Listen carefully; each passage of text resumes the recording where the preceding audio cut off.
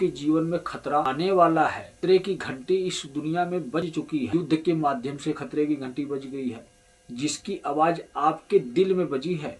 Gas cylinder के रूप में, तेल के रूप में या महंगाई के रूप में, सब आपके जीवन पर ही असर डालेगी ना। जैसे जैसे युद्ध बढ़ेगा बाहर के देशों में, वैसे वैसे आपके जीवन में सुख सुविधाएं नष्ट होती चली जाएगी। और दूसरी खतरे की घंटी किस किस प्रकार की इस समाज में हो रही है, हमारे भारत देश में हो रही है, कैसे कैसे अपराध हो रहे हैं। घटनाओं में बहुत सारी घटनाएं आती हैं। राजनेताओं में भी घटनाएं होंगी, गुरुओं में भी घटनाएं होंगी, संसार में रहने वाले जाति धर्म के विवाद के माध्यम से भी घटनाएं होंगी। अगर कोई अचानक कहीं मर जाता है, एक्सीडेंट हो जाता है, वह भी घटनाएं ही होती है। बहुत घटनाओं की प्रक्रिया अनेकों है, मिटाने की प्रक्रिया अनेकों है, परेशान करने की प्रक्रिया अनेकों है।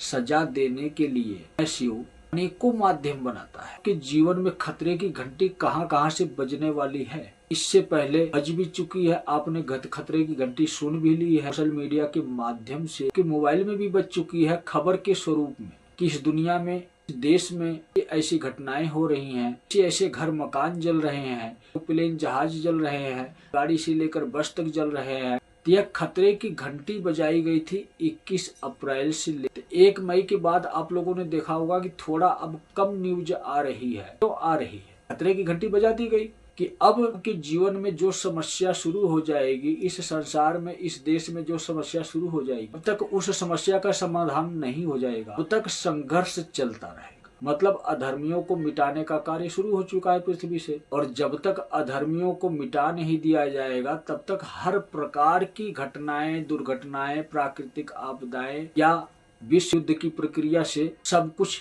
नाश करने की प्रक्रियाएं, कुछ भी आप समझ लो, यह सब चलता रहेगा।